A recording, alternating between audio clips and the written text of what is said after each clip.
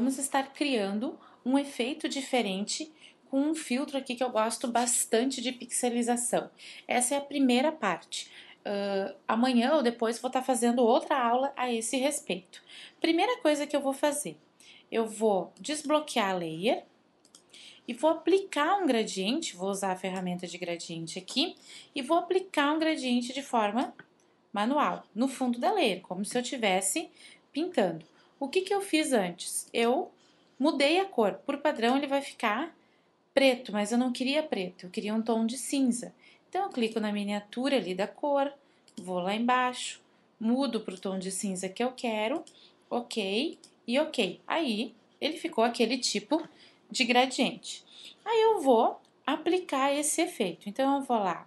Antes disso, importante, eu vou converter essa layer num Smart Filter para mim poder editar depois os filtros. Então, vou dar um OK. Convertido num filtro inteligente, daí ele vai gravar os históricos. Eu vou lá, Filter, Pixelate, Color, Halftone. Cliquei e aqui ele me pergunta o que eu quero, como é que eu quero na realidade aplicar, quanto de raio e se eu vou colocar alguma cor no canal. Na realidade, para vocês verem como é que vai ficar, eu vou deixar assim e vou dar um OK.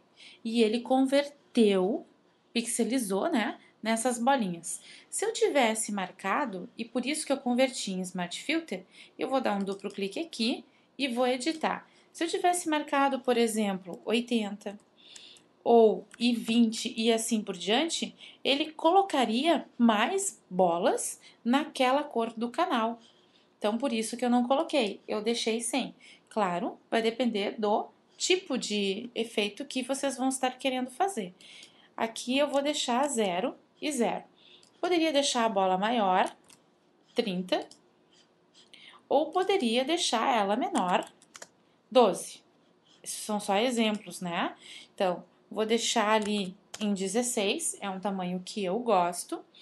E agora eu quero editar isso aqui.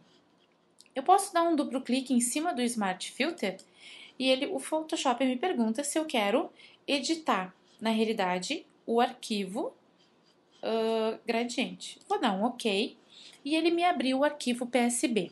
Aqui eu vou ficar visualizando dois arquivos. Então, de um lado eu tenho o gradiente, que na realidade é o arquivo que está dentro desse filtro, e aqui eu posso editar de fato o gradiente. Por que não está aparecendo as bolas ali? Porque aqui eu tenho branco e ele não entendeu cor.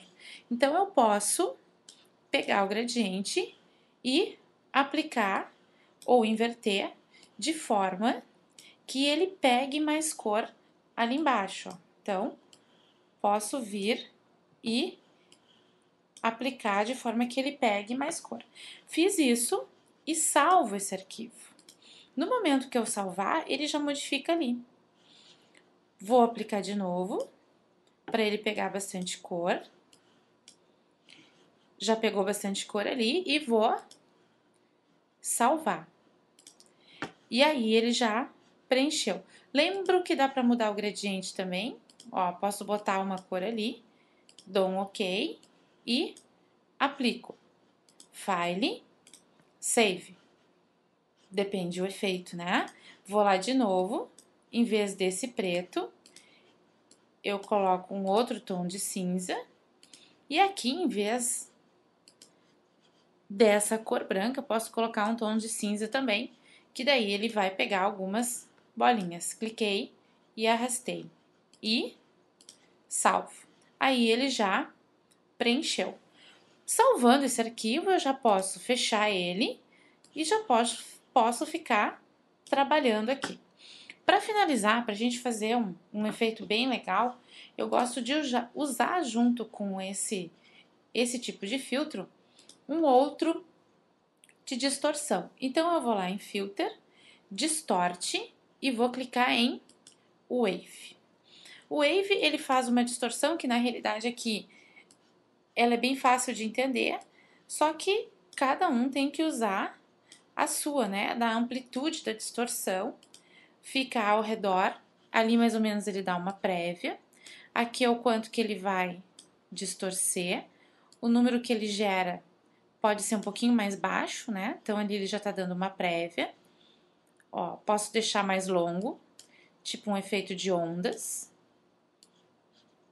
E, ok. Aí já tem um efeito. Se por um acaso eu não gostei desse efeito, eu dou um duplo clique aqui para editar, mexo nos parâmetros. Às vezes é um pouco chato de ficar acertando, mas é válido, né? Dependendo do efeito que vocês querem. Não quero repetir, quero colocar ao redor. Aqui é a escala. E ok, até que eu acerte o efeito. Lembro que em cima dessa layer pode-se usar um ajuste, um mapa de gradiente de uma cor, por exemplo, ó, para ele estar fazendo efeitos diferentes. Então, é uma dica para a gente começar a fazer fundos abstratos aí e a brincar um pouquinho mais. Até a próxima!